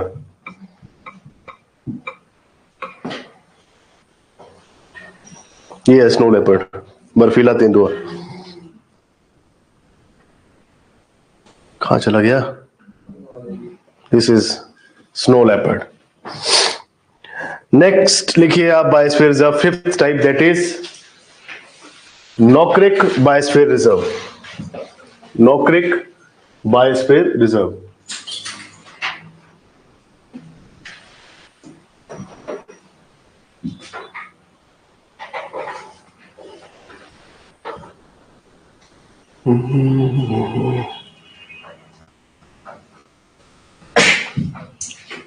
नोक्रेक, NOK, फिफ्थ है ये, NOKREK, नोक्रेक बायोस्फीयर रिजर्व। इसमें लिखिए it is the smallest biosphere reserve in India. Smallest biosphere reserve in India. Smallest biosphere reserve in India, full stop. Famous for red panda,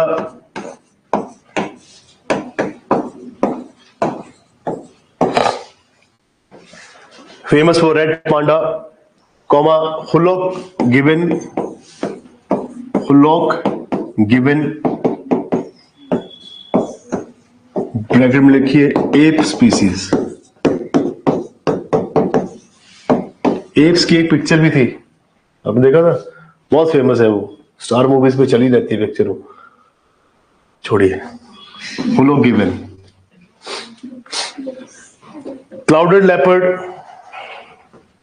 clouded leopard, धारीदार तेंदुआ, है ना। Next, बस इतना ही बहुत है। सो it is the smallest biosphere reserve in India. Red panda के लिए फेमस है, ह्यूलॉक गिबन के लिए, एंड देन क्लाउडेड लेपर्ड के लिए।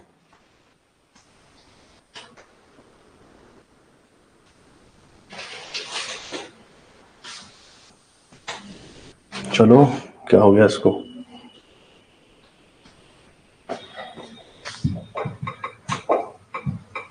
ह्यूलॉक गिबन दिख रहा है, ये देखो, ये समझ में आ रहा है, चिंपैंजी की तरह लगता है बट इट इज एप, है ना। दीज आर दी एप्स, बहुत फास्ट होते हैं। So this is hoolock gibbon, only ape found in India, ठीक है। नेक्स्ट क्या था इसमें, red panda.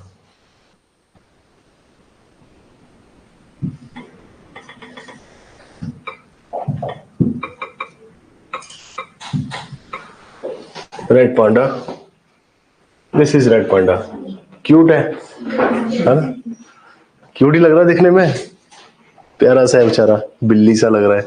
This is red Panda. Next है क्लाउडेड लेपर्ड, मैं सारे दिखाई देता हूं आपको प्रजातियां।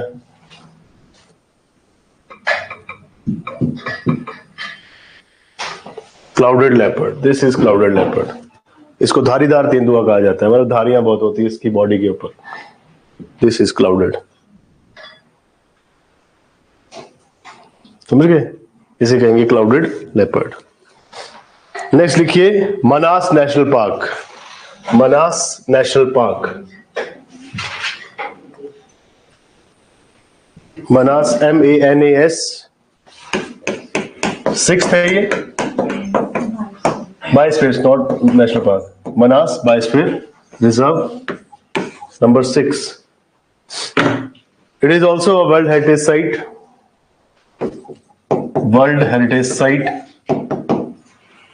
World heritage site between India and Bhutan, मतलब शेयर कर रहे हैं हम दोनों, India and Bhutan as a world heritage site between India and Bhutan.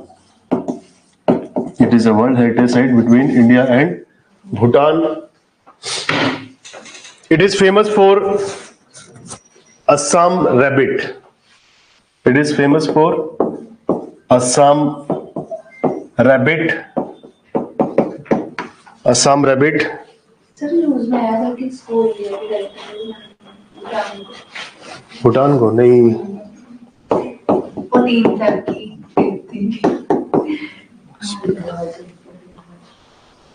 इसका नाम हिसब्रिड है वैसे, रैबिट का ना।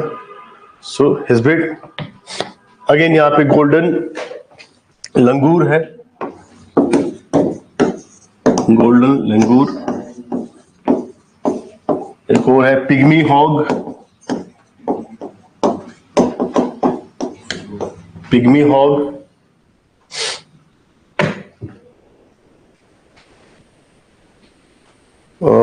This area comes under Terai grassland region. This area comes under Terai grassland, Terai grassland region.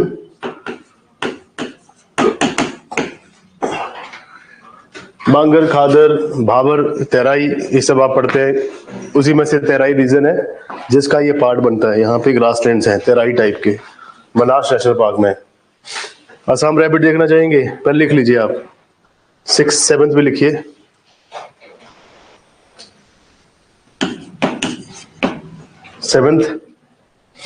Similipal biosphere reserve, Similipal.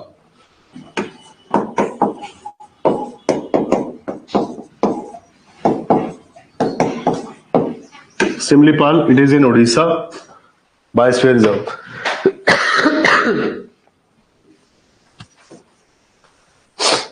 हाँ जी, पीडीएफ में भी पिक्चर्स आएंगी, high definition, don't worry. Similipal biosphere reserve, Mayurbhanj Orissa में है ये। इतना कुछ याद नहीं रखना है, simple.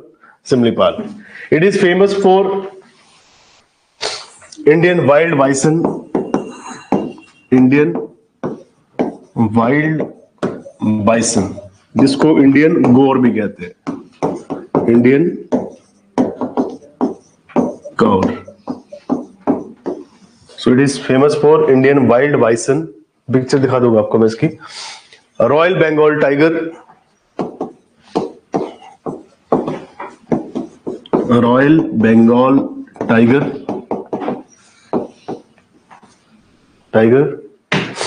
And Indian pangolin, Indian pangolin, मैं यहां लिख देता हूं, Indian pangolin, Indian pangolin. Pangolin Punjab में पाया जाता है ना, पर उसकी जो स्किन होती है उसको काट दिया जाता है, बहुत गंदे तरीके से उसको मारा जाता है। कमर्शियल एक्टिविटीज है ना। तो दिखाता हूं आपको मैं अभी, अगेन बैक टू बेसिक्स। आपको मजा आ रहा होगा पिक्चर्स देखने में, क्यों? पहले नाम बताते जाइए शाबाश, शासत में। असम रैबिट, ये Assam rabbit,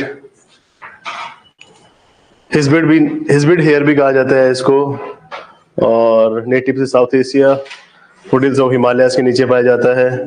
this is Assam rabbit. कुछ ज्यादा खास नहीं है इसमें, आपने रैबिट देखे हैं। नेक्स्ट, गोल्डन लंगूर नहीं, वो लंगूर है, गोल्डन कलर का है। पिग्मी हॉग देख लो, pygmy hog, this is pygmy hog, pig ही है। Pygmy hog is a very small and endangered species of the pig, only species in the genus Porquella, and endemic to India. Pygmy hog is so in nature of alluvial grassland in the foothills of Himalayas. तो सबसे छोटे size का ये pig है। Next, देखो जल्दी क्या है। और अब आते हैं सीधा इंडियन वाइल्ड बाइसन पे, सॉरी, इंडियन वाइल्ड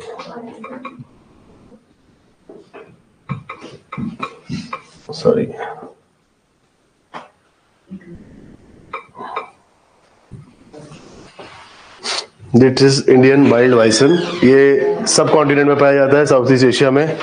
वल्नरेबल है आईयूसीएन की लिस्ट में। Global population estimated at a maximum of 21,000 mature individuals in 2016, majority of those existing in India. So this is bison.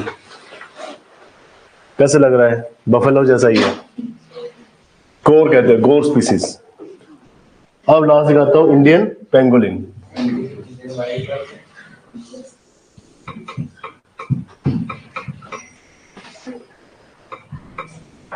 Indian pangolin, this is pangolin.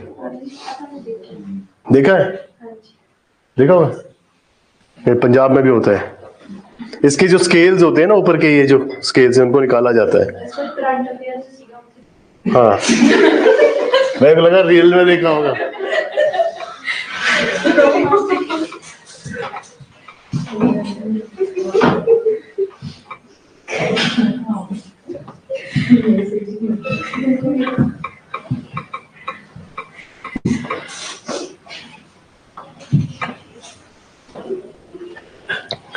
They are posed mainly for the international markets in China and Southeast Asia for their skill, which are used as ingredients in the traditional medicines and are believed to cure various ailments. Pangolin meat is also considered as a delicacy and consumed for its alleged medicinal properties. तो इसको बहुत गंदे तरीके से मारा जाता है। उबलते उबलते पानी में डाल देंगे, फिर स्केल निकालेंगे, एंड देन ये सब चीजें की जाती हैं। सो खतरनाक चीजें की जाती हैं इंडिया में। रॉयल बंगाल टाइगर भी देख लीजिए।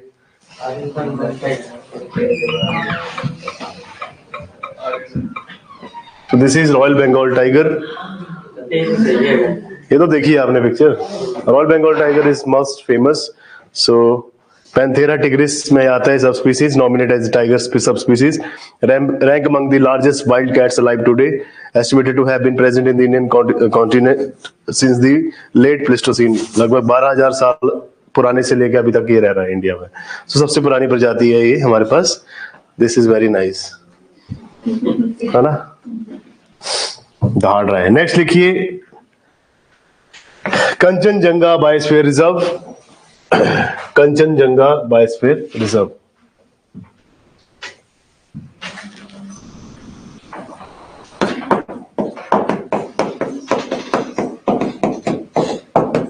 Kanchenjunga biosphere reserve.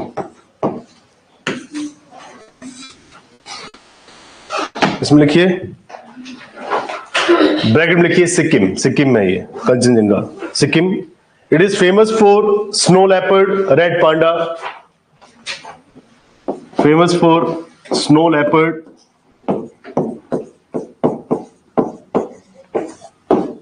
Red panda. Snow leopard, red panda.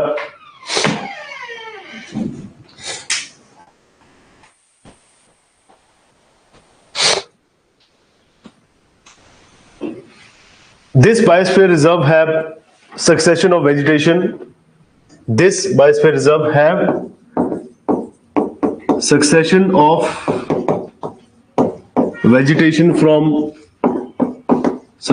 vegetation from tropical to tundra.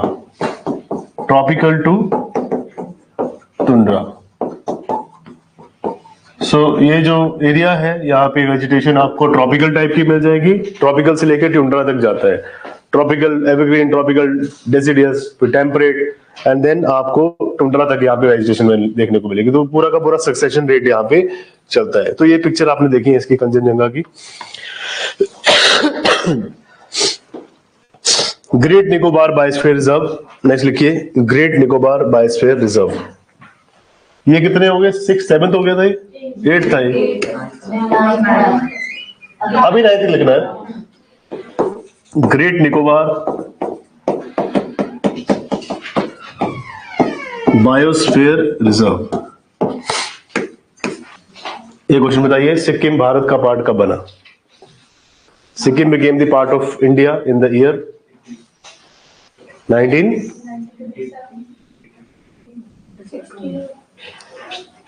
लगाइए गैस. भारत में ऐड होने से पहले ये मोनार्की थी. यहाँ पे राजशाही चलती थी.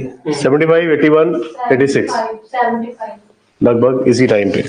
सो नेक्स्ट आपके पास ग्रेट निकोबार है ना. ग्रेट निकोबार के बारे में लिखिए. It is famous for Mahatma Gandhi marine national park. Simple. It is famous for Mahatma Gandhi marine national park. तो यहाँ पे एक Mahatma Gandhi marine national park है. मींस यहाँ पे एक्वेटिक एनिमल्स को ज्यादा प्रिजर्व किया जाता है.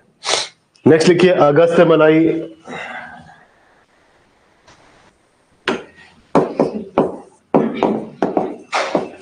अगस्त्य मलाई biosphere reserve. Agasthyamalai biosphere reserve. It is found in Kerala and Tamil Nadu. Kerala plus Tamil Nadu में पाया जाता है ये. केरला एंड तमिलनाडु. केरला एंड तमिलनाडु. बस इतना ही इनफ है इसके लिए.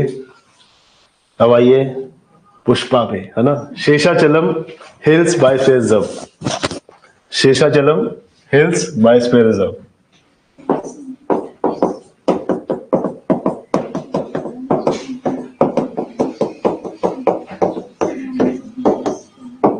उसमें कितना बेवकूफ बना रखा है उसको. वो जो गंजा सा उसमें डीएफओ है ना. डीएफओ के बाद फोर्स होती है, फोर्स, है ना.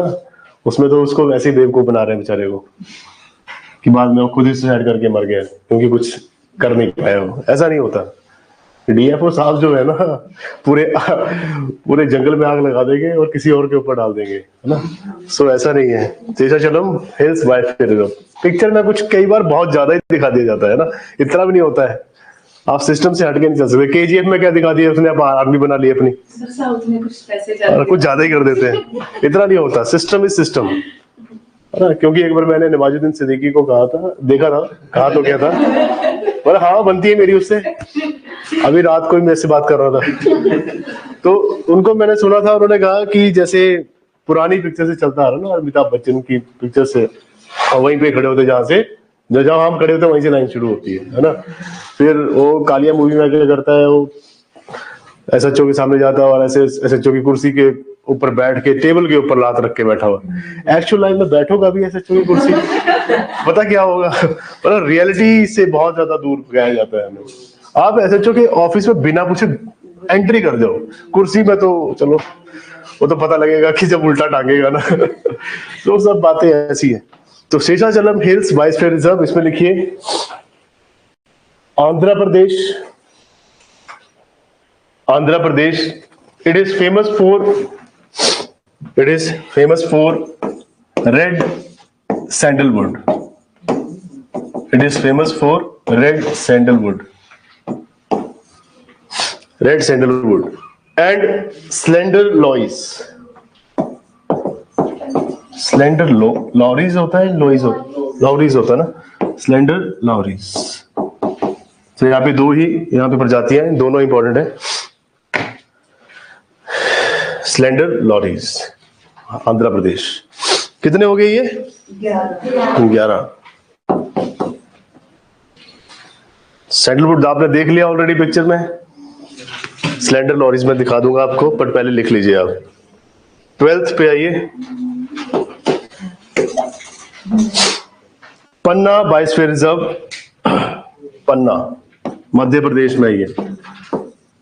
पन्ना बायोस्फीयर रिजर्व मध्य प्रदेश, पन्ना डिस्ट्रिक्ट भी है यहाँ पे। रिवर केन यहाँ पे बहती है, मैं लिख देता हूँ रिवर केन,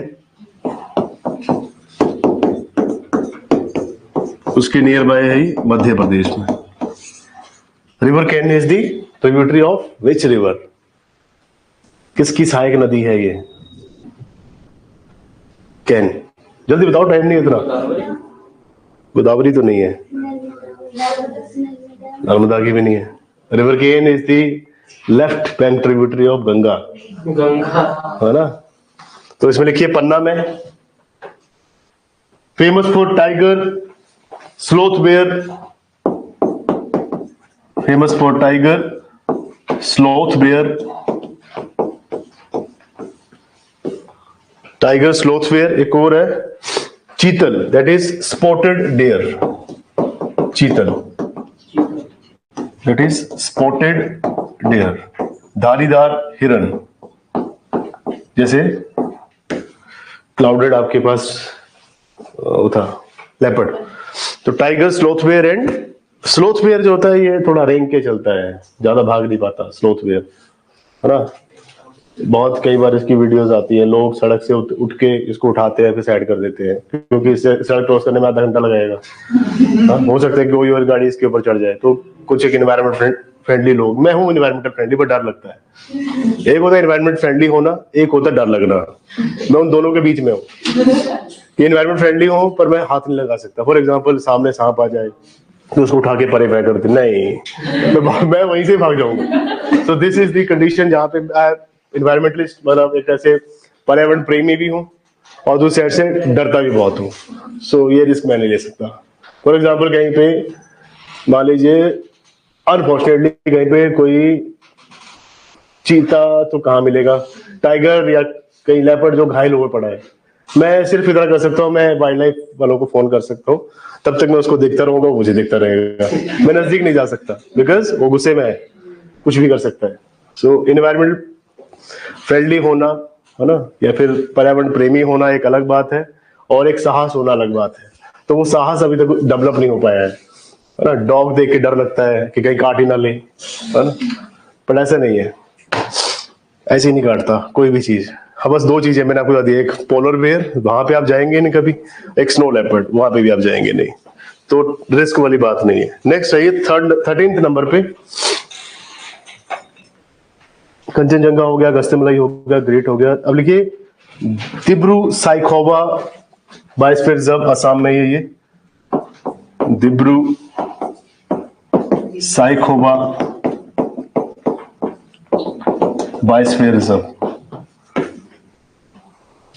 13th number, Dibru Saikhowa biosphere reserve. इसमें लिखिए it is in Assam, Assam, famous for white winged, क्या नाम है इसका, वुड डक, इसका एक्चुअल नेम कुछ और है, that is sorry, it is endemic to Assam only, this is endemic species only to Assam, white wing wood duck. और क्या है यहाँ पे भी, wild water buffalo, wild water buffalo, wild water buffalo, tiger and capped langur, tiger and last है capped langur. So these are the species जो कि Dibru Saikhowa biosphere reserve Assam में देखने को मिलेंगी। अब आते हैं पचमढ़ी बायोस्फीयर रिजर्व, ये भी मध्य प्रदेश में है, पचमढ़ी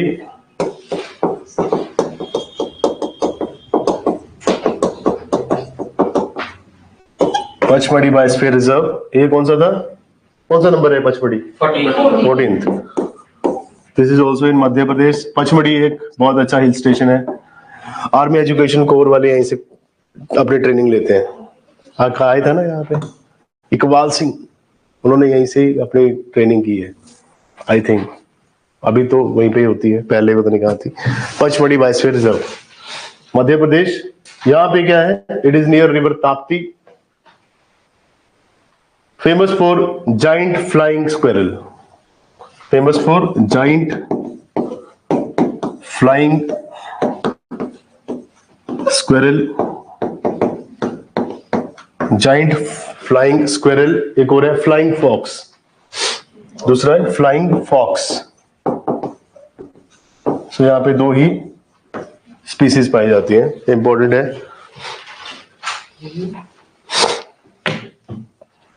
अब कितने रह गए, 4, 15th नंबर डालिए।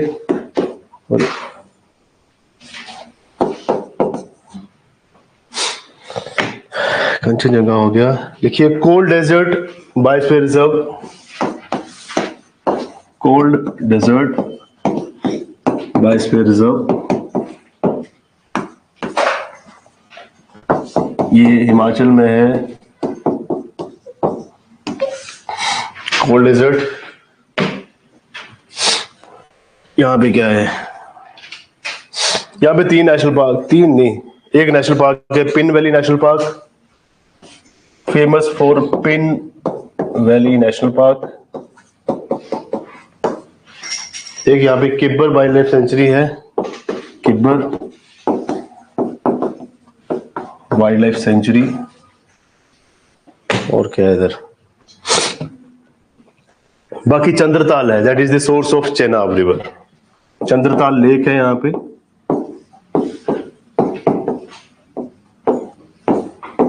Source of Chenab, river Chenab, source of river Chenab.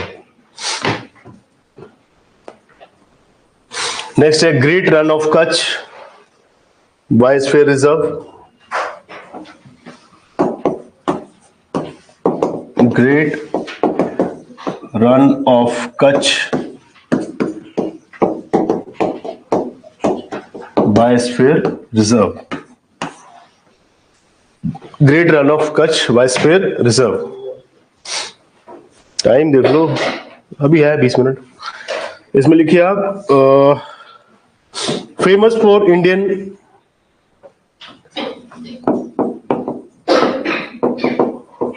Wild ass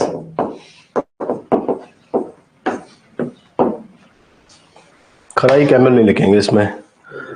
it is the largest biosphere reserve in India. सबसे छोटा भी लिखा था आपने, सबसे छोटा था नोकरेक कि मनास, नोकरेक सबसे छोटा था। So it is the largest biosphere reserve in India. Gujarat में, Gujarat largest biosphere reserve in India. बस इतना ही है इसके बारे में। एक है अमरकंटक वाला, इसका नाम है अचना कमार, अचना कमार ही है, अचना Kumar.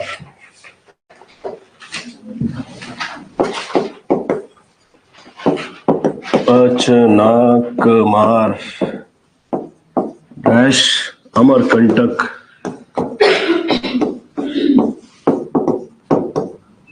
Biosphere reserve. Achanakmar Amarkantak biosphere reserve Chhattisgarh में है जी। ये छत्तीसगढ़, नर्मदा सोन दोनों यहीं से निकलती हैं। अमरकंटक निकलती है यहीं से, नर्मदा एंड सोन यहीं से निकलती हैं। Then they make radial drainage pattern, और ये छत्तीसगढ़ में है।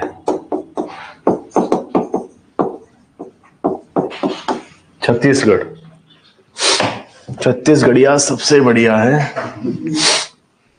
फेमस फॉर सारस क्रेन, फेमस फॉर सारस क्रेन, पक्षी है ये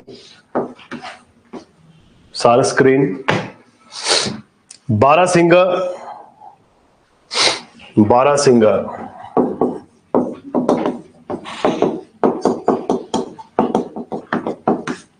12 होम नहीं कह सकते ना, इसको बारासिंगा ही कहेंगे।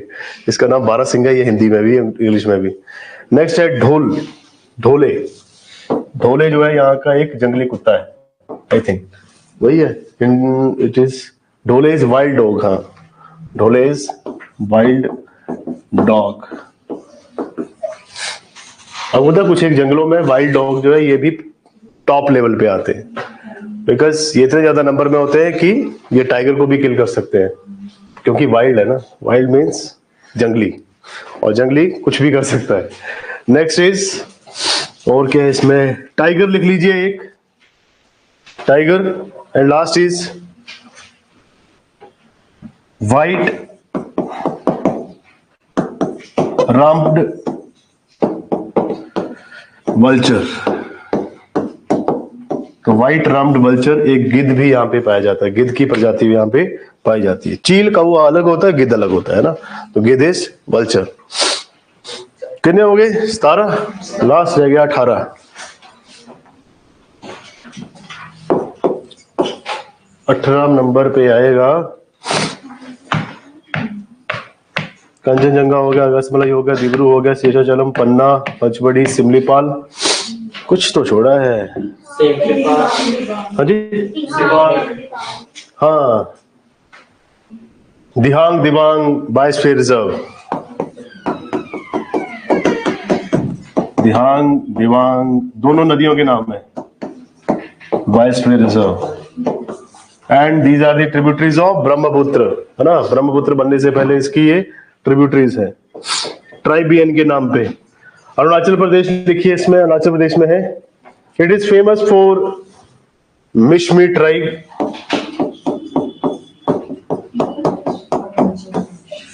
अरुणाचल में है, it is famous for Mishmi tribe. Mishmi प्रजाति बहुत फेमस है यहाँ की, Mishmi tribe. And also for Mishmi takin. Mishmi token एक प्रजाति भी है यहाँ पे।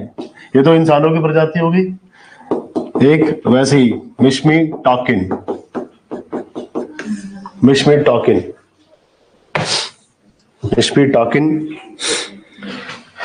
Endemic to Mishmi hills, endemic to Mishmi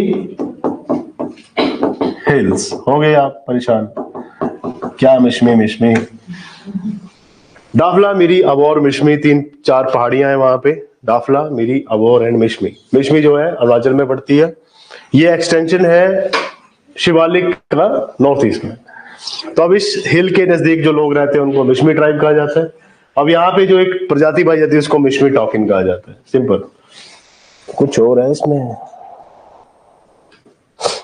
it is famous for Mouling national park. Last point इसमें लिख लीजिए, it is famous for Mouling national park.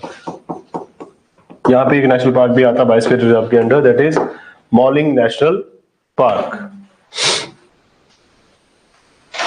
तो अभी कुछ प्रजातियां देखेंगे जो आपने कभी नहीं देखी है।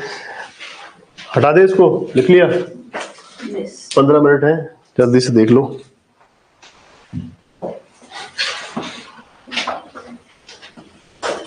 बताइए, लास्ट से स्टार्ट करिए।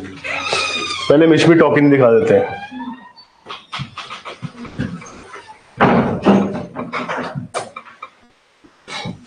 दिस इज मिश्मी टॉकिन, ठीक है। Endangered goat antelope, native to India, Myanmar, People's Republic of China. It is sub species of takin. और बताइए, और ये बैम्बू खाती है, विलो शूट्स खाती है। नेक्स्ट बताइए, तो नहीं देखा। सारस क्रेन,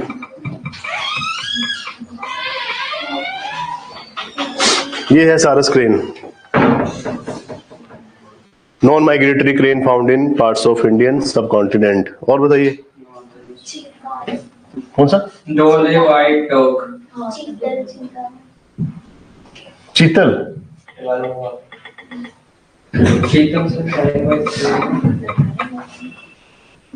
ये लो चीतल, ऐसा दिखता है चीतल। कौन सा कह रहे थे? ढोले। डोले white dog, Asiatic wild dog, ये है ढोले। ठीक है। अच्छा है, ये तो ठीक है जैसे। और बताइए, जल्दी बताओ जल्दी। White rumped. White rumped wild, white round wild rumped vulture, this is the vulture, white rumped.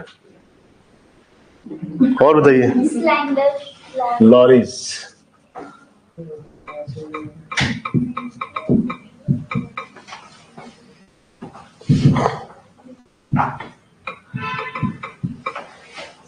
Slender loris, this is slender loris, बड़ी बड़ी आंखें, छोटा सा चेहरा। और बताइए, केप्ड अंगूर जो भी, कौन सा? केप्ड वाला क्या था? 3 नंबर पे कैप्ड अंगूर, कैप्ड लंगूर।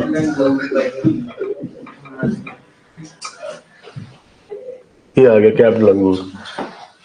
ये ऊपर से इसके ऊपर बाल है, उसी को कह रहे हैं कैप्ड लंगूर। और बताइए, और बताइए। वाइल्ड वाटर का फैला, हाँ जी, वाइल्ड वाटर, वाइल्ड ट्रायल मारा हुआ है।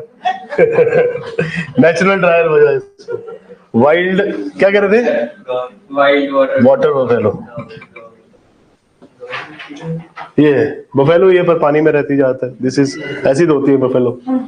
नेक्स्ट, स्लोथ भी, टाइगर स्लोथ भी है। स्लोथ बेयर दिखा देते हैं।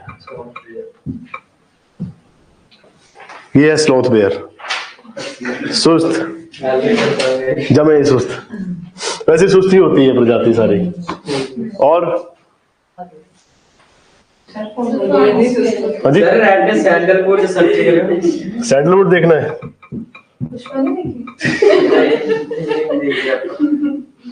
सैंडलवुड, यूपीएससी, ये लो, टोटली रेड, बहुत फेमस है। और बताइए।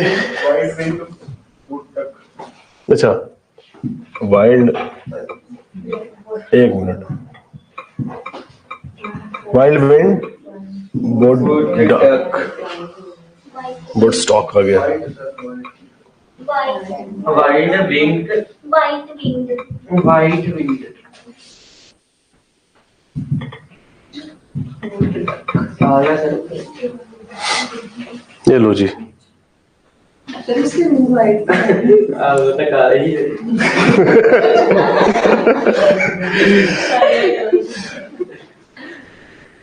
ये है देखो, ये आएगी पिक्चर इसकी। इसको ऐसे आप एस्टिमेट ओवर एस्टिमेट मत करो, है ना वाइट, थोड़ा सा तो वाइट है, टोटल वाइट नहीं है, टोटल वाइट नहीं है। आगे दसो और की है। हाँ जी, Flying squirrel and flying fox.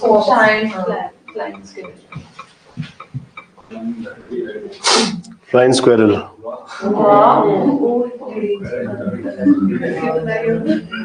Video ना प्ले हो जाए कितने, BBC देख लिया। फ्लाइंग स्क्वेरल, फॉक्स भी दिखा देता हूँ।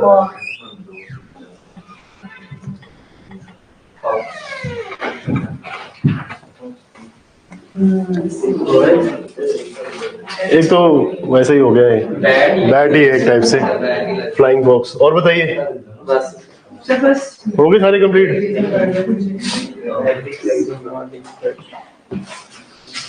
हो ही गए लगभग सारे। जितना भी अभी तक किया है इसको कंप्लीट करिए, 18 के 18 याद रखिए, और इनको ट्राई करिए कि मैप में भी आप एक बार डाल के देखिए, मतलब मैपिंग करके देखिए, इसकी मैप पॉइंटिंग इंपॉर्टेंट है आपके लिए। थैंक यू सो मच, आज के लिए इतना ही काफी है।